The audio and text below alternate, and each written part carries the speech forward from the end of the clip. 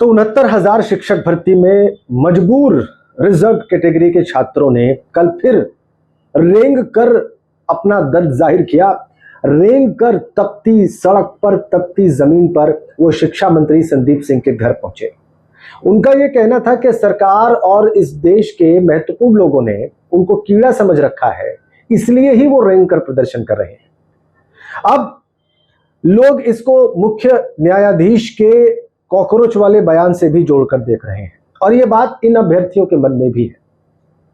जबकि मुख्य न्यायाधीश महोदय ने बाद में स्पष्ट किया कि वो युवाओं का बहुत सम्मान करते हैं, देश की युवा शक्ति की बहुत इज्जत करते हैं, रिस्पेक्ट करते हैं और उनका ऐसा कोई इरादा नहीं था, लेकिन मैसेज चला गया है इन युवाओं के बीच में कि उनकी बेरोजगारी को दुनिया में, भारत में बड़े लोगों द्वारा ऐसे देखा जा रहा है।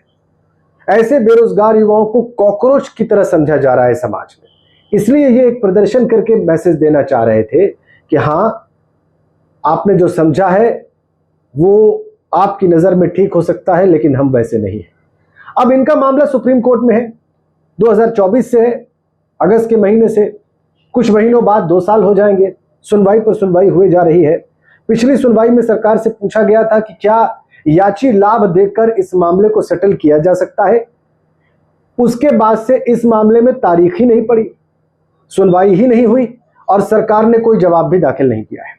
तो इन युवाओं का, इन बेरोजगार लड़कों का दर्द बिल्कुल आसानी से समझा जा सकता है। मैंने कई बार इस पर बात की है, कई बार चर्चाएं की है। अब सरकार इस बात का जवाब सुप्रीम कोर्ट में क्यों नहीं दे रही कि वो याची लाभ देने को तैयार है या नहीं है। अगर वो ये जवाब दे दे, अगर वो सुनवाई के लिए प्रेस करे, अगर वो कोर्ट में सुनवाई के लिए खुद तत्पर हो जाए और सक्रिय हो जाए, तो इस मामले का हल निकलने में ज्यादा समय नहीं लगेगा। और यही मांग बिल्कुल ठीक ये युवा सरकार से उत्तर प्रदेश की कर रहे हैं।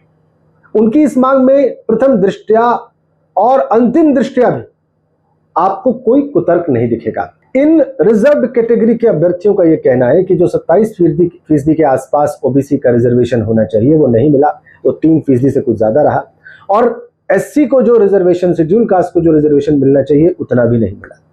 इन्होंने जब पहली अपील राष्ट्रीय पिछड़ा वर्ग आयोग में की इस मामले की, तो वहां से इनको सफलता हाथ लगी।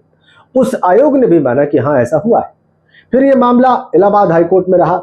इलाहाबाद हाईकोर्ट के पिछले जजमेंट ने, जिसे फारूकी साहब का जजमेंट कहते हैं, यानी कि डिवीजन बेंच ने कहा कि हाँ, इनकी बात सही है, लिस्ट को नए सिरे से बनाया जाए। और फिर इसके बाद यह मामला पहुंच गया सुप्रीम कोर्ट, और सुप्रीम कोर्ट में तब से यह मामला सुने जा रहा है। लेकिन पिछली सुनवाई में जो हुआ था वो बहुत महत्वपूर्ण था। पिछली सुनवाई में, जो कि लगभग 2 महीने पहले हुई थी, सुप्रीम कोर्ट ने सरकार से पूछा था कि आप बताइए, जो याची लाभ देने की बात कही जा रही है, क्या आप ऐसा दे सकते हैं और क्या ऐसा करके इस मामले का निपटारा किया जा सकता है। जो मेरी जानकारी है उसके मुताबिक सरकार ने इस मामले में अभी तक कुछ भी नहीं कहा है, और यही इन अभ्यर्थियों के प्रदर्शन की वजह है। इसीलिए यह अभ्यर्थी प्रदर्शन करने को मजबूर है। आप खुद सोचिए कि क्या इस मामले में जल्दी न्याय नहीं मिलना चाहिए? क्या देर से मिला न्याय अन्याय के बराबर नहीं होता? और क्या उत्तर प्रदेश की सरकार को, उत्तर प्रदेश के शिक्षा विभाग को जल्दी से इस मामले के निपटारे की ओर बढ़ना नहीं चाहिए? क्योंकि उत्तर प्रदेश की सरकार भी मानती है कि 6800 सीटें इस रिजर्व कैटेगरी की नहीं दी गई शुरुआत में, वो गलती हुई और इसीलिए बाद में एक 6800 की लिस्ट निकाली गई। लेकिन बाद में तो वो पूरा मामला ही खत्म हो गया, चूंकि इलाहाबाद हाईकोर्ट के डिवीजन बेंच के ऑर्डर ने कह दिया कि भाई इस लिस्ट को ही नए सिरे से बनाइए और सार्वजनिक करिए। वो आज तक नहीं हुआ। पिछली सुनवाई में जो पूछा गया वो आज तक नहीं हुआ। सुनवाई चले जा रही है। तो इन अभ्यर्थियों की निराशा बिल्कुल समझी जा सकती है। क्यों नहीं अपने आप को कॉकरोच और कीड़ा समझकर प्रदर्शन करें? यह बिल्कुल स्वाभाविक सी बात है।